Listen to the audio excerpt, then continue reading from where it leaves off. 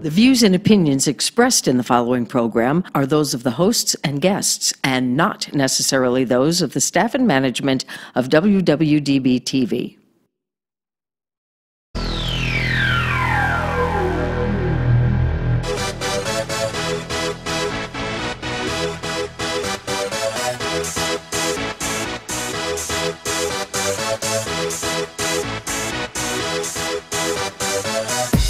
For this? Yes. Booyah! We are back. It is Wednesday, the last Wednesday of March, 6 p.m. Pacific Daylight Time. Got it. Time for another installment of Southern Nevada Sports News coming to you from WWDBTV.com. My name is Bill Miller, co-host along with Jeff Belknap. And with us, in studio guests, as we've been talking about this for several weeks now, with the Vegas Lights Football Club swag scarf, the owner. This is the first owner of a major franchise that we've ever had the fortune to have here, in Mr. Brett Lashbrook, owner and CEO of Vegas Lights FC. How you doing, sir? Excellent. Great to be here. Man, we are so excited about you being here. Not only the fact that Jeff and I are both big soccer fans. I know. We were just talking about this off the air. I was impressed with your knowledge. And we are also big Vegas sports fans. Oh, yeah. And we were so excited about the fact that the Lights were, made it to the USL and bringing another professional franchise. Yeah. And really a series of events where it's been boom, boom, boom. Of course, we've got the Golden Knights, which are just setting the hockey world on fire. If we could just have a little bit of their luck, right, or any of their success, it would be fantastic. And going back, of course, the announcement with the Raiders coming to town, but that's a couple of years off. Yep. Then there was the announcement of the WNBA franchise coming to town, as well from San Antonio, relocating here. And then, of course, the Vegas Lights FC of the USL. And so you still have UNLV, you still have the 51s, you still have, I say we're a big league city. We've always been a big league city, right? Yeah. I mean, for whatever reason, it took the rest of the world time to catch up. But the 2.2 million of us that live here, we've always known we could do this. Yeah. And I really believe it's a raising tides, raising all ships type scenario, right? Like the Golden Knights success just makes me smile, right? Because I see that success and I think this is a sports city. Everything that we suspected is coming true. This is a real sports city. Yeah. Well, needless to say, we've been awfully excited. And even from the very first preseason game, which was against DC United. Yep. Freddie Adu's alma mater. Yep. I was excited when they announced that you had signed Freddie. Yeah. I remember when he first signed with DC United. Yes. I think he was 15 or 16 at the I think he may have been 14 even. He was young. It's hard to believe because I was trying to figure out how old is he? He's only 28. Only 28 years and I old, think he's been playing professionally now for at least 13 years, 12, 13 years at least. And first let's talk about how you got involved. Sure. With and how the Vegas Lights came to fruition. So the shorter version is I've been very fortunate for the last almost 20 years to work in a variety of professional soccer roles. So most notably, I was legal counsel and then special assistant to Commissioner Garber at Major League Soccer. Yes, so for 7 years, working in New York City and traveling with the commissioner, taking it from 12 teams up to 21 teams when I left. I'm not taking credit for that, but there was this growth, right? And going community by community, sponsor by sponsor, how do we build this sport in this country, right? And we always say the rest of the world can't be wrong. We're going to make this work, right? That's great. Amen. Then in 2013 or so, moved down to Orlando. So they just started a USL team, Orlando City. Right. We're in the process of trying to build a soccer-specific stadium, and how do we go MLS? Yeah. And so it was one of those times after 8 years in New York City, I was like, okay, maybe let's go to the other side of the table. Yes. And it was a great experience of going down to Orlando. And again, not all me, right? So, but when I said when we started, it was 3,000 fans a game. By the time you leave 4 years later, it's an MLS team with 20,000 season ticket holders, 65,000 sold out Citrus Bowl. Beautiful. And it's downtown, right? Yeah. And you start to see the growth of the game. Yeah. And in a couple years ago, my mother originally from Kansas City. My whole family is. My mother moved out to Summerlin 20 years ago. and she was experiencing some health issues. She's fine now. So I came out a couple years ago thinking, I'm going to stay, 6 months. I'm going to take care of her, and we'll figure it out. And 6 months turned to 9, turns to 12. And this is where I say I'm incredibly, incredibly fortunate that my family has some capital to do a project like this. And I'd been working for 20 years on the front line of seeing from a league perspective, from a team perspective, from an owner perspective, all these different perspectives of the growth of the game. And this is where I say, soccer just continues to grow and grow, not just with kids playing, not just in the amount of media coverage, et cetera. But there's 160 affiliated Major League Baseball markets out there, right? From rookie ball up to Major League Baseball. Well, there's only 40-some markets for soccer. Yeah. And so you started to see, as this started to work, right, these communities want soccer and can support soccer. So now I've got this experience. I see that there's 80-plus markets out there that I think could still go support professional soccer. Mm-hmm. I'm fortunate to have the capital to it. And Las Vegas is now home. Beautiful. My mother, my uncle, my sister, myself, all living out here. This is our adopted hometown, right? This is where I now realize I don't want to move. This is where my family is. That's right. I love it. And it didn't take but 2.2 seconds to realize Las Vegas is the second largest market in the world without a professional soccer team. It's incredibly young. Mm-hmm. It's incredibly diverse. When you look at the median income of Las Vegas, it fits perfectly with a $20 ticket price for USL. Right. It's beautiful. Right. And then, and I know I'm giving you a long-winded answer here, but the most difficult thing on these projects is the stadium. It's not finding markets in the U.S. and Canada that like soccer, right? They like soccer in New Orleans and Milwaukee and Omaha and Albuquerque, right? There are markets out there. It's the stadium. Finding the stadium. When I was at MLS, whether it was Orlando, getting that stadium project is so difficult. And we have a hidden gem in Las Vegas.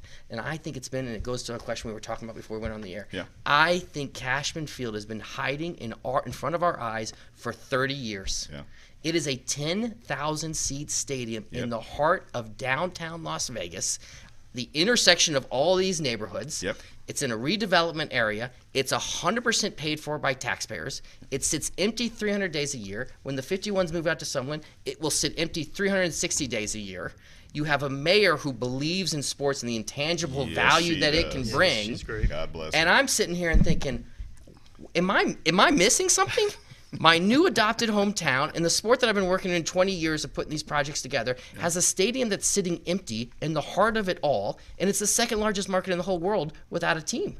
Well, not only that, quickly connect the dots. We're ready to go. Yeah, the visitor authority keeps that stadium in pristine condition. The grass out there, like I've actually been on the field, walked on the grass. It's like your living room carpet. It's great. This is beautiful, better than any golf course really in Las Vegas. Yeah.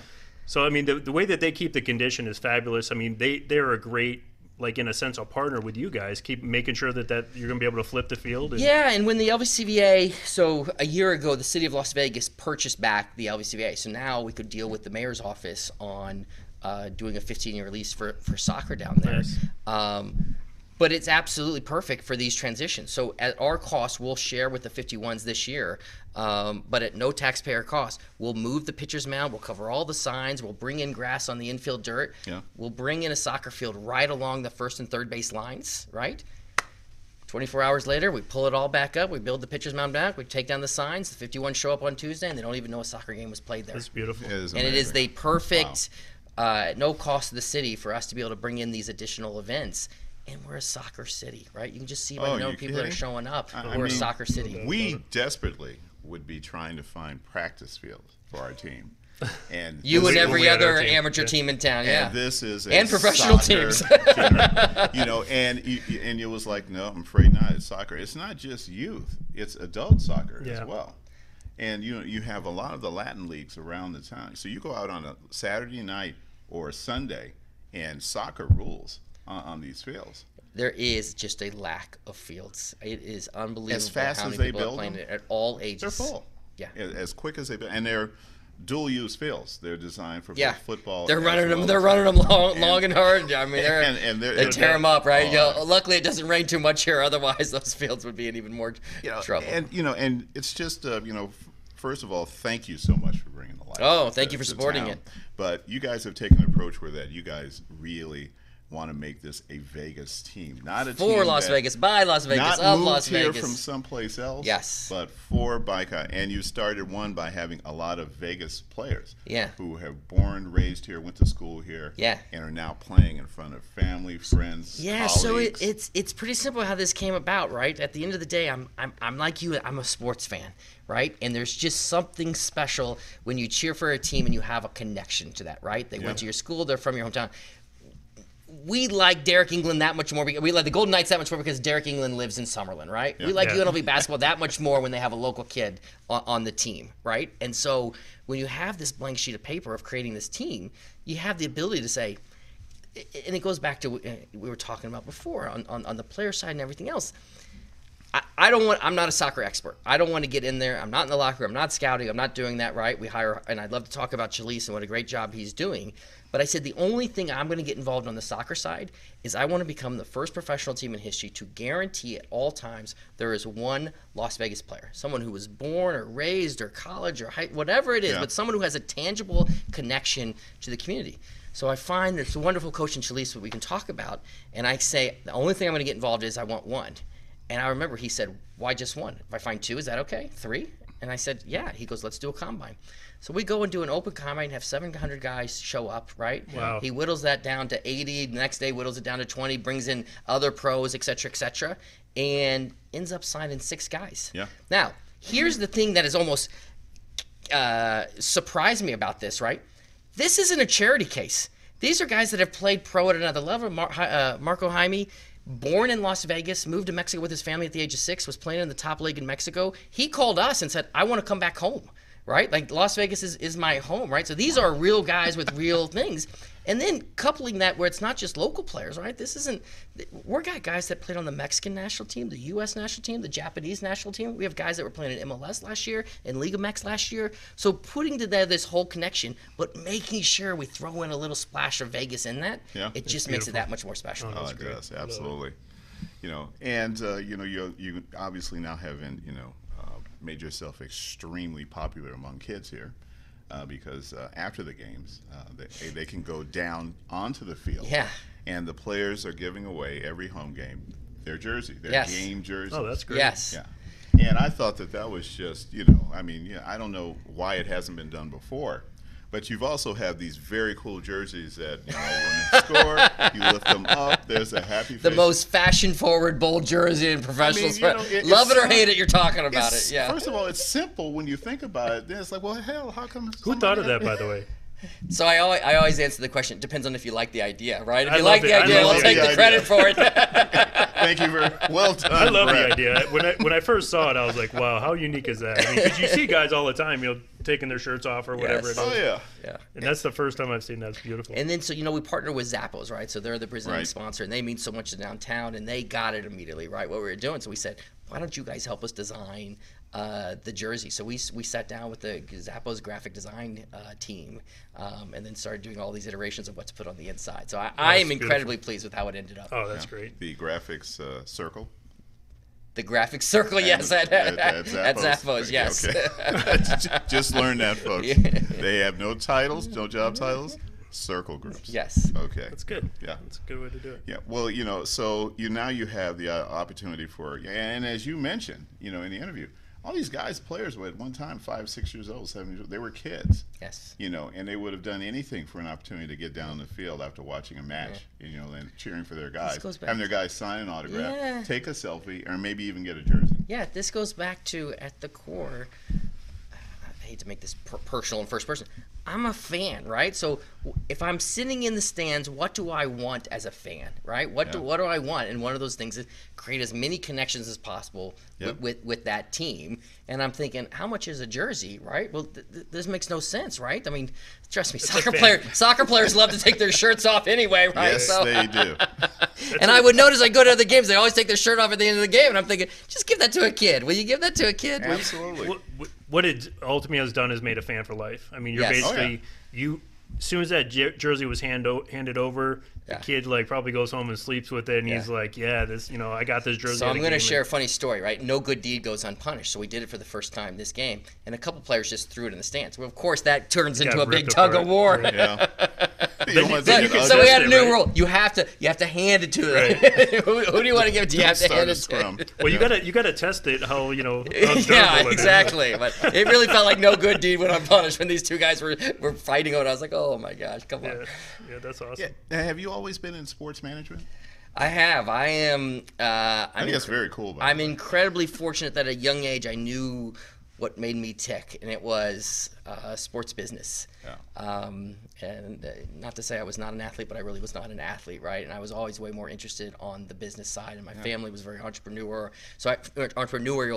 And so. Yeah, for 20 years, I started as an intern with the Major League Soccer Kansas City Wiz before they turned into the Wizards, before they turned into Sporting Kansas City. Okay. So it's been several years on this crazy sports business journal. Yeah, well, we don't want to look too far ahead, but I can't help it, and who knows when we're going to get another owner here. Any other owners out there listening? Yeah. We just give us a call. Mark Davis, I can vouch for these guys. They're good guys, all right? Thank you. Bring them in. But you were the chief operating officer with Orlando, and yes. you were part of that transition from the USL into MLS. Yeah. So how far along? Again, I'm not putting you on the spot, but how far along do you think before we're talking about Vegas making that transition? Las Vegas could absolutely support Major League Soccer. There's not a doubt in my mind. There's just not. Major League Soccer requires essentially a new stadium, right? And so I know the community went through that several years ago, and I'm incredibly proud to call Justin Finley and the Finley Automotive Group a friend, and what he's done for soccer. I think he should continue to be commemorated. What's the word? What's it? Good guy. That's what I'm trying to say, right? As I get tongue-tied here. But it's difficult to get those stadiums. With that said, 7 of the last 11 Major League Soccer expansion teams have come from the second division. Yeah, and the only 4 that have gone straight were top 10 DMAs, right? The second team in New York, second team in LA, Atlanta, and Philadelphia. Right. The proven path is to go through USL, right? So we did in Orlando. It's what the Timbers did. It's what the Sounders did. It's what all these teams did to go through it. So I always say, I don't know how long it's going to take to bring Major League Soccer, but I do know there's a lot of good ways that this journey can end, but they all involve having a very successful 2018 season, inaugural season in USL at Cashman Field. Now, I also know that sounds self-serving, right? I'm trying to sell tickets, et cetera, et cetera. I mean, I understand that, but the best thing this community can do long-term for soccer is to support the lights and then see how we can go. There is a clear path of where we can go. But we've got to have success at this level. Yeah, love it. Yeah, and I mean, you have to be happy so far with the start. Yes. And all cities like winners. Yes. Okay. And all fans do too. Yes. Yeah. And but I was only so many free jerseys will make up for not winning. That's true. That's a good point. Giving them away as people are coming in. Yeah. But I at the same time I was really happy to see this rivalry with Reno, and it started to take shape well before last Saturday's game. Yeah. And that game really got chippy. I mean, boys will be boys. Yes. Yes. Yeah. And and I in a way I like that. And and the announcers were kind of saying that too. It's like, look, they're going at it, and then there was even a red card. And then you just shared with me that Muskowitz is also a local Las Vegas. He's a Las Vegas kid, born and raised in Henderson. UNLV. Played UNLV, was an All-American last year there. So it's nice. And I read today there were a lot of ties.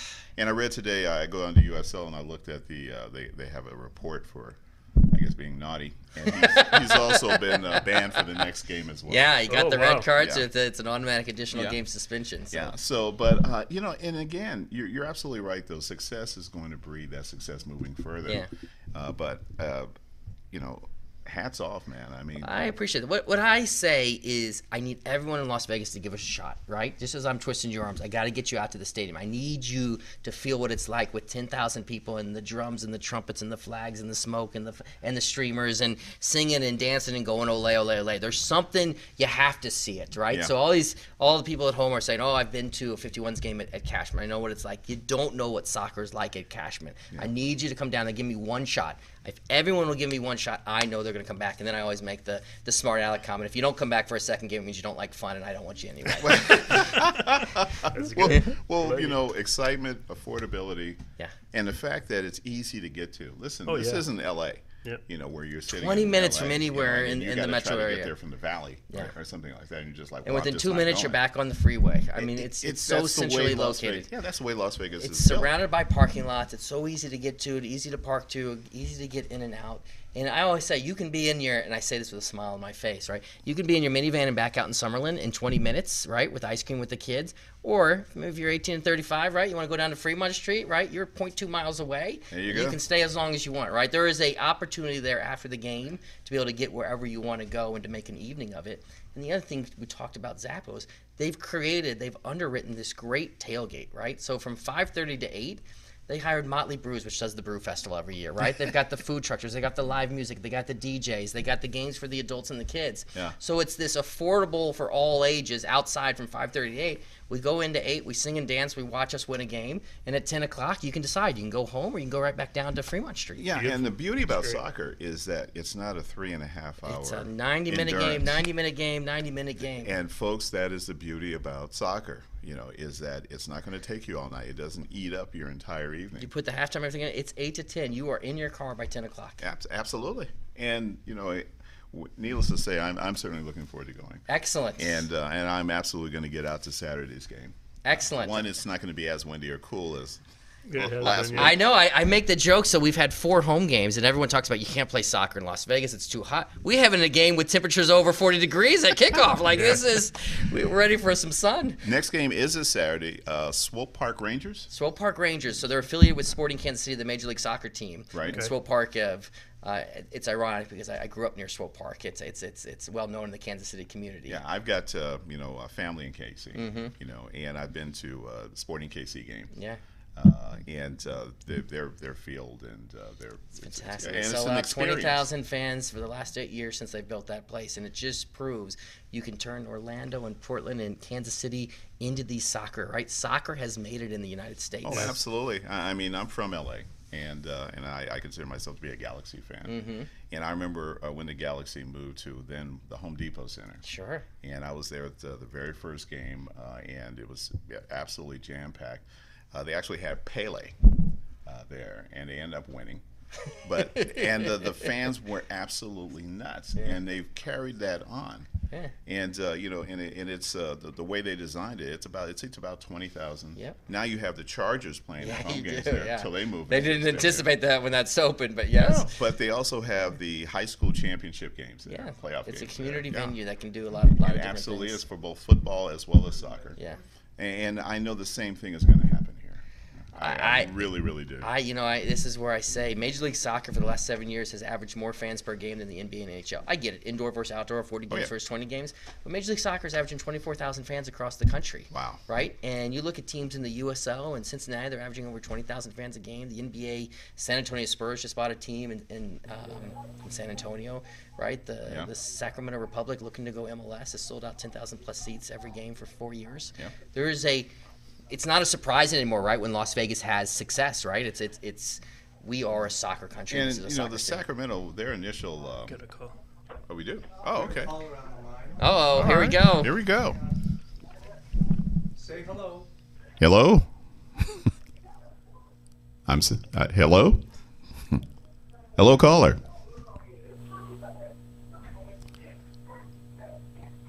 Are you there? Are you there?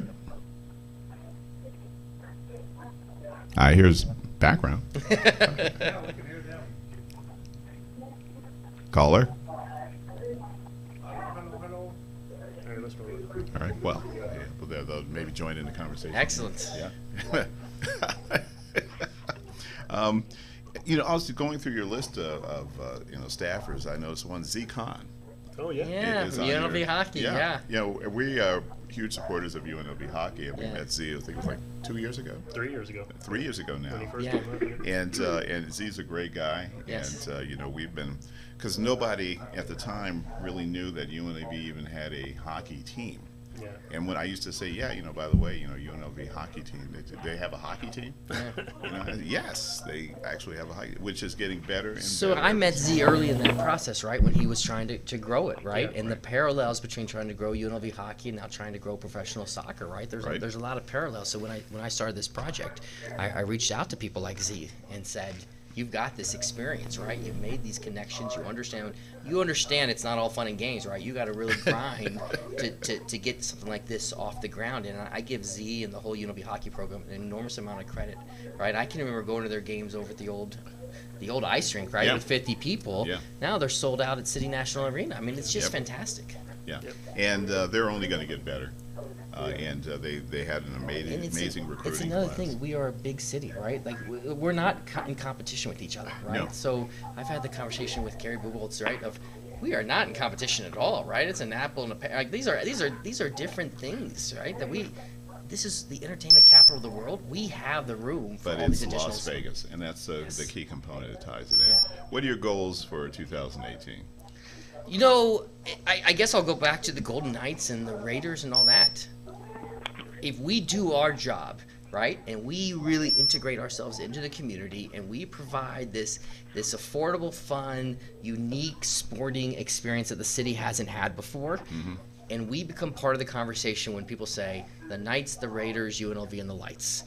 That's my goal for this year, right? There are so many other things that are tied to that, right? But I want to be sitting here a year from now when you guys are at the bar just talking about Vegas sports, that the Lights are part of that conversation. Well, yeah, absolutely. You got it from us. There you go. Excellent.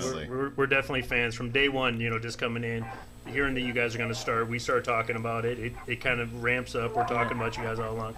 And I just appreciate you coming on. Absolutely. I'm happy anytime, guys. Anytime. After you guys come to a game, have me back on, and we'll critique the whole fan experience, because I want it to be the best fan experience in sports. You got it, man. Thank you Excellent. so much. Thank you very much. I really appreciate it. All right, everybody. Brett Lashbrook, the owner and CEO of the Vegas Lights Football Club, your Vegas Lights Football Club. Upcoming game this Saturday, 8 p.m. against the Swope Park Rangers. There's a Zappos tailgate party that starts at 5:30. Correct, yeah. To 8 o'clock, and then it's game time. You know, it's lights, camera, and action. Then afterwards, by 10 o'clock, you're pulling out of the parking lot, and you've got the rest of the evening. Absolutely. All righty. Thanks again. Thanks, guys. I appreciate it. We're going to take a break, and when we come back, we're going to switch gears, and we're going to recap last week's surprises from the NCAA Men's March Madness, as well as our take on the upcoming baseball season, which starts tomorrow. Southern Nevada Sports News coming to you from WWDBTV.com. We'll be right back. The golf store you've been waiting for is now open. Bob Allen Golf is ready to help you take your game to the next level. Bob Allen Golf is located at 6415 South Fort Apache, Las Vegas 89148. Choose your favorite clubs from our selection of Bridgestone, Callaway, Cleveland, XXIO, Srixon, Ping, Wilson, and more. We'll custom fit them in our state-of-the-art full-swing golf simulator. Come hang out with us and practice on our putting green to find out which club is perfect for you. Have your clubs repaired, reshafted, and regripped in our on-site tour shop. And talk about accessories. Guys and gals will feel comfortable and look sharp in the many sizes, colors, and options of apparel from Greg Norman, Black Clover, Under Armour, and more. The team at Bob Allen Golf takes your game as seriously as you do. Join our online family at boballengolf.com and stop in the store to meet us. Remember, at Bob Allen Golf, your game is in the bag. Need help with your taxes? Numbers not adding up? Wondering how recent tax changes might affect you? Don't pay more in taxes than you have to. Give us a call. No matter how complex your taxes may be, the best tax professionals are at your disposal. For fast refunds and professional service, give us a call today. All right, we are back for round two. Southern Nevada Sports News coming to you from WWDBTV.com. My name is Bill Miller, co-host along with Jeff Belknap. And with us on the line, our friend, the prognosticator himself from Cleveland, Ohio, Jorge Mish. George, how you doing, buddy? Good. I'm ready to go to bed after this, so please let's get this done, and we'll figure out who's going to win. All right, you got it. Okay, so let's recap where we are here, and we now have the Final Four. We know that it is Loyola. You're still on that. Okay. Michigan. Yeah. Villanova and Kansas. So we only have a few games left here, but then we're going to, of course, talk about our baseball picks, because tomorrow, folks, is opening day in America's pastime, baseball. And already postponement in Cincinnati. They said it's too rainy, so let's get rid of it. My goodness. Well, I tell you, it must be raining awfully hard there, because. Yes. Well, it's Cincinnati. That's the way it goes. That's the way they do. Let's get moving, because we are on a tight schedule here, and I love my baseball, but I'm taking both the favorites, Villanova and Michigan, and I'm taking Villanova to crush Michigan by about 30 or 40 or 50 points. Okay. So you've got Villanova beating Kansas, Michigan beating Loyola, and then Villanova crushing. By the spread, by the way. Okay. And what is the spread right now? I have. Well, obviously we don't know. 5.5, somewhere around that with both of them. Okay. And if you had to pick a score for the finals? 100-60. Wow. Okay. I'm just joking. I don't know. Say Villanova's going to win by 6 and 80-74. Okay, the game is not over. Anyway, that's it. All righty. Jeffrey. Sorry, buddy. I'm sticking with my original ticket. My original bracket had Michigan and Villanova playing. I'm going to stick with that. I'm going to stick with the score even, 73-68. I'll in the event that this game happens, the spread will be about 6 points. I wouldn't be surprised if Villanova wins by more than that. Like I said, the last two shows, Villanova is the best team in college basketball right now. They're going to be tough to beat. Okay. Even rooting against I'm not going to root against my boys. But yeah, you are. I'm going to have zero expectations. I thought you're a Michigan State person, by the way. Oh no, I'm Michigan first. Let's go back and forth. No, I don't flip flop, man. Go blue. Oh, go blue. Okay. Well, not green. All day. Okay. All right. Just I'll watch a game. I went to the Rose Bowl a few years back when they played Stanford. Yeah. Okay. And it was great to watch. And it was great to watch them win and everything. But when it really comes down to the two of them, it's kind of like Ohio U or Ohio State. Come on. No, Okay. that's not even close. Come on. Michigan State, Ohio U, and Ohio State, that's not even close. Jeffrey, this time I have to tell you. All right, Bowling Green. How about Bowling Green? Bullshit. Okay. All right. How about Bowling Green in Ohio State? Come on. Yeah, that's good. There you go. Much better. Okay. Gotta love the Mac. Thank God for Jack Daniels tonight. Okay. I always thought it was, I thought it was a Turkish one. What was it? Maker's Mark, right? Isn't Maker's that Mark. Yeah, but Okay. I ran out of money because nobody's sending me any cash for this. You didn't get our residual check? Okay, I'm By sorry. the way, I'm going to say this. We have 22 minutes, and the baseball thing is we're going to do a speed through. But if you would have taken my 39 and 25 picks, 39 wins, 25, you would have 11% investment extra to put in your bank account in the college basketball. Despite my picks on the regular thing, we've done well, and I'm very impressed. Well, Although I did lose tonight in the what's the one, Liberty or something. They got literally crushed by UIC. So, but that doesn't count. That's just. Okay, so before we move on, can I at because we least are gonna make move my it. picks? Yeah, go. Oh, yeah. Thank you. Oh, I'm sorry, Jeez. Billy. You're still here. Yeah, I tell you guys just like, well, the Bills picks don't matter I anyway. thought you were Johnny Carson here. Okay, go ahead. Anyway, I do have Loyola upsetting Michigan and making it to the finals, and I have Kansas knocking off Villanova. Wow. I think that they are also peaking, and I have Kansas, finally raining on Loyola's parade, and I have a score of 66-60. I actually had Kansas and Michigan in the Final Four. Okay, I'm sorry. I apologize. I interrupted. Yeah. Well, I actually had Kansas and Michigan in the Final Four. I just playing had each other Your last mom's week. from Kansas, right? Hmm? Your mom's from Kansas? Or No, you got my relatives mom's actually there? from Arkansas. We have family in Kansas City, not Kansas. No wonder you got so many damn teams. Well, I mean, Yeah. Okay, so two things, because you brought up Loyola. If Loyola wins, by the way, there's a ticket out there, $150 guy put on it, to win $450,000. good for him. Well, I hope that comes through. But another ticket that's out there, Derek Stevens, owner of the D, always bets Michigan, put $25,000 down on him at 30-1 to pay 1 million, or 40-1. I'm sorry, to pay $1 million ticket. his boy Fertitta across the street at the Golden Nugget. So I'm sure he's looking forward to taking that money. But that'd be great to see, man. It's like a little rivalry going in Vegas with these guys and their sports books. All right. Okay, it's as you said, we're running out of time here, but as we mentioned earlier on the show, baseball starts tomorrow. Obviously, the big news, of course, seems to be that everybody seems to think that the Yankees are destined for greatness this year. I'm not sure. A lot of people. I don't know. ESPN. I'll go ESPN. Not me, but I think ESPN has kind of put it out there.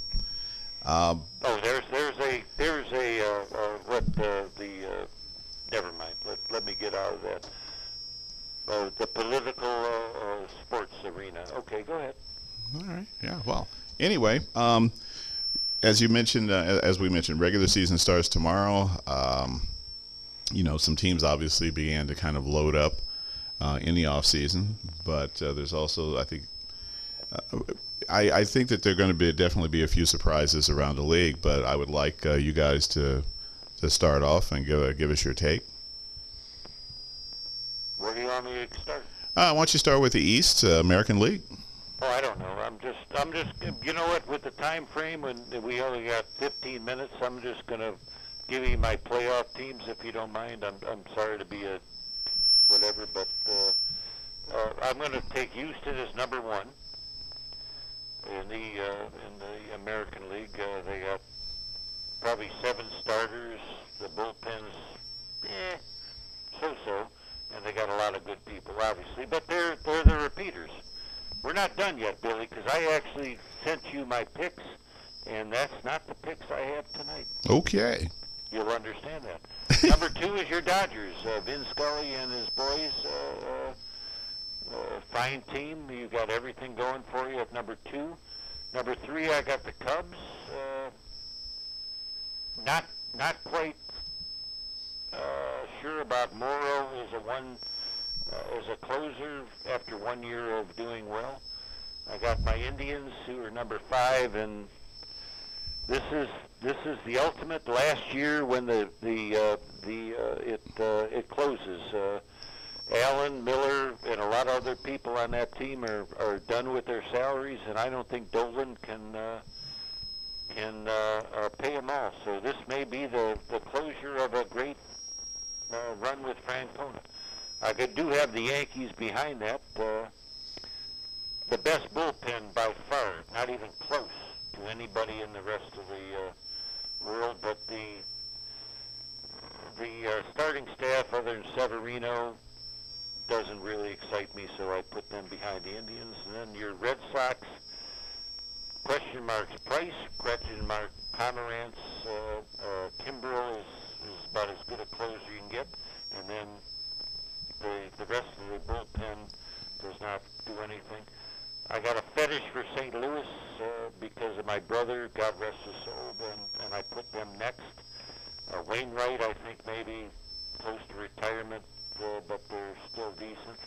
Washington has the best starting 4 in the country, but their 5th starter is absolutely nobody, and a somewhat shaky bullpen. And then my, how do I call this? Maybe my only upset, the Angels are going to, I told you this on the show last night, I don't like their pitching, I don't like their relieving, but something tells me that Socia and the boys are going to make the playoffs this year. If it's not them, it's going to be the Twinkies, because they've improved a lot. And the Mets, I'm going to sneak them in only because they're pitching, but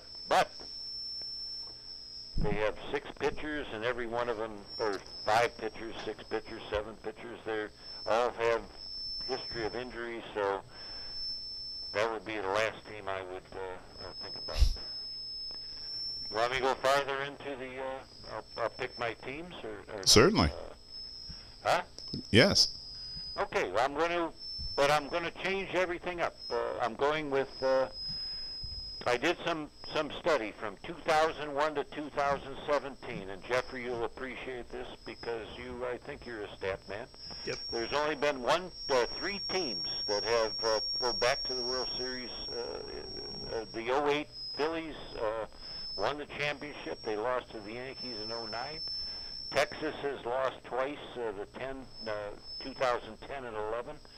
And the only team that actually lost and came back to win is your Royals, Billy. 14th, the 14 they lost, 15th they won. So that tells me that I'm going to get rid of Houston and the Dodgers and throw them in the rubbish. Because of his. No, I mean, I'm big in stats. I'm sorry. I'm not. They're great teams, but whether it's overrated, whether they're what's the word I'm trying to look at? They think they're too good, whatever. Teams don't repeat. Since the Yankees won 3 times in a row in '98 through 2000, nobody's won back-to-back since then.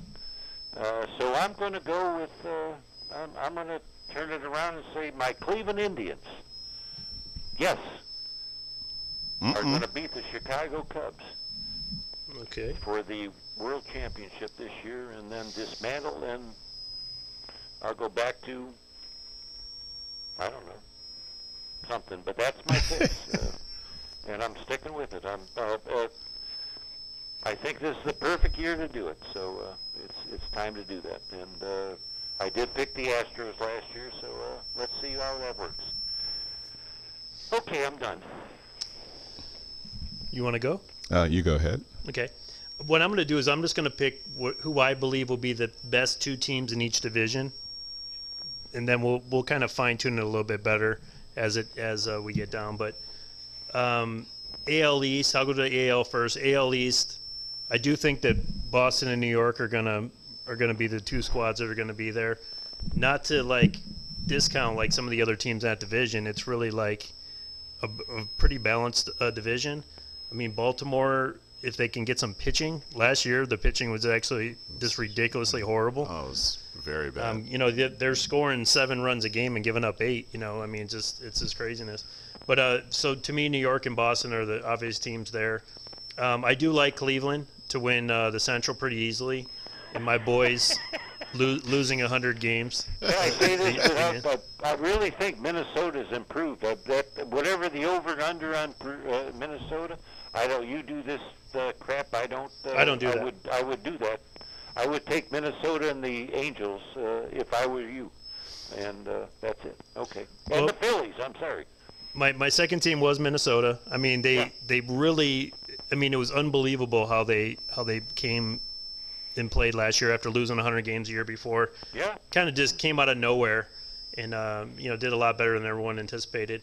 I like Houston to stay up there. They didn't really have a lot of switch, especially their starting lineup's the same. They were able to keep a lot of guys. Cole. Say it again. They added Cole. Yeah, and yep, exactly. I'm probably going with the Angels or Texas Rangers. I think one of those 2 teams are going to be the second place spot, contending for a wild card spot. NL East. I think the Nationals do what they did last year, win the division by 20 games.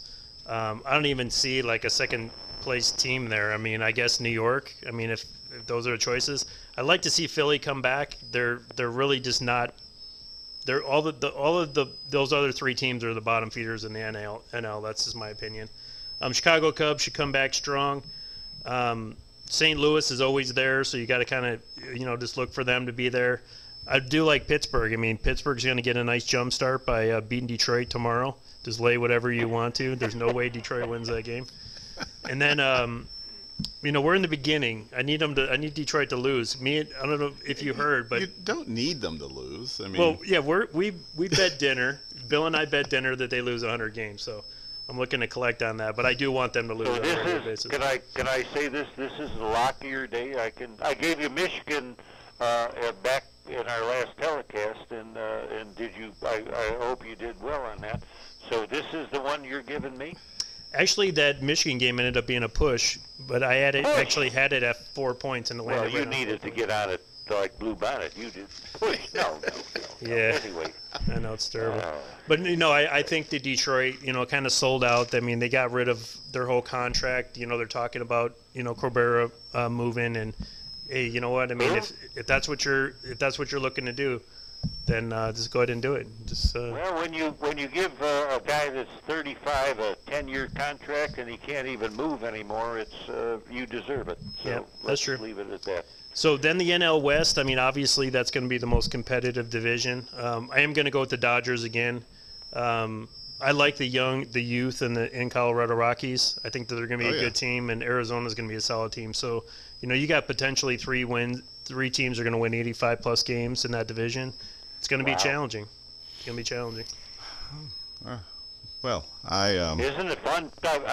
I'm butting in, but isn't it fun that Colorado actually is going to have pitching this year? Yeah, it's huge. Yeah, I'm beautiful. I completely agree. I think the National League West is going to be the best division in baseball. Yep. And I think my Dodgers are, this isn't from the heart. I think it's still from the, well, that's a lie. It is from the heart. I believe my Dodgers are going to win the division, but I really believe that last year was a complete and absolute anomaly for the Giants. I believe that they're going to bounce back, and I think that they Without will. Bumgarner? I think that they will be they will rise to the occasion. I think that they will be in second place. It'll be very close with Colorado, but I think that San Francisco is going to be a second place team in that division, and then it's going to Colorado and Arizona are going to duke it out, and unfortunately, I think the Padres are going to finish in the cellar. And again, I think if the Padres were in another division, they may finish in the middle of that division. In the Central, I've got the Cubs winning it with St. Louis coming in second.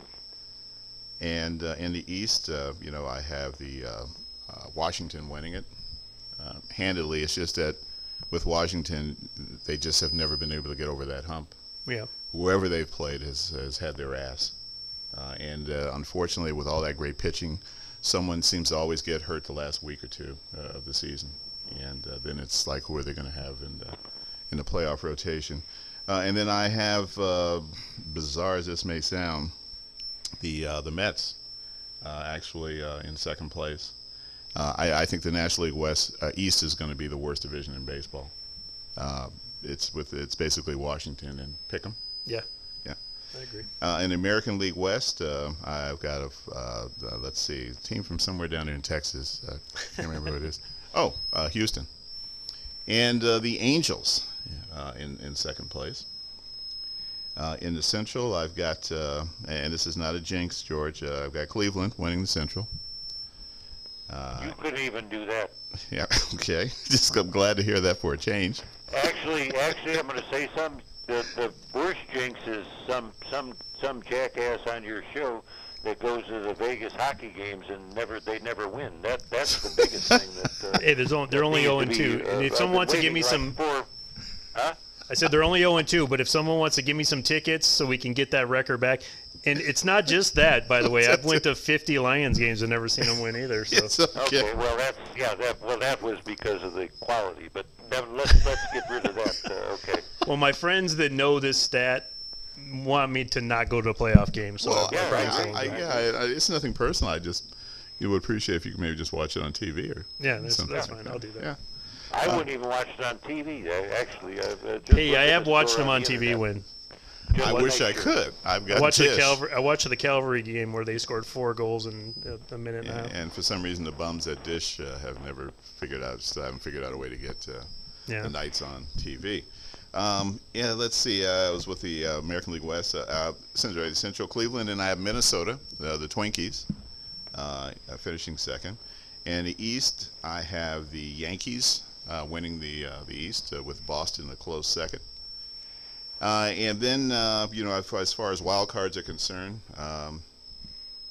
I've got basically St. Louis and San Francisco, and the Angels and Boston. Okay. As my as a wild card. And there you have it. So those are my predictions. And we'll talk more about baseball next week. Where the games start tomorrow. Yeah. Take Pittsburgh. Lay off. Well, who the hell's whoa? Who's winning the title? Oh, I'm sorry. I'm taking Nationals. I'm going with the Dodgers. Washington, Jeffrey? I'm taking Washington. I'm taking the same team I took last year. Go ahead. I'm taking the Dodgers. No shit. Wow. I'm sorry. No bleep. Surprisingly. Okay, Cleveland, Washington, L.A. Okay, you guys talk next week. I'm done. Thank you for a great.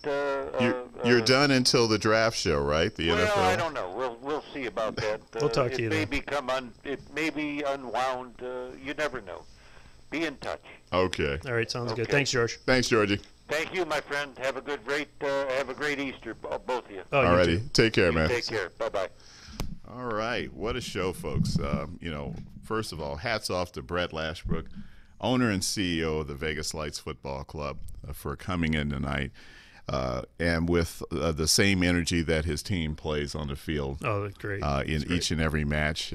And again, they've got Saturday against the Swope Park Rangers. And, unfortunately, we didn't have a chance to make the announcement for free tickets, but what I'll do is I'll put a poll on Twitter. okay. I'll ask a question about the show. The first person that answers gets a 4-pack. 4-pack at this Saturday, 8 p.m. But get there from 5:30 to 8. Zappos has a tailgate party that's off the chain. And so that's look forward to that. Also, I believe that, if I'm not mistaken, there's a Tough Enough.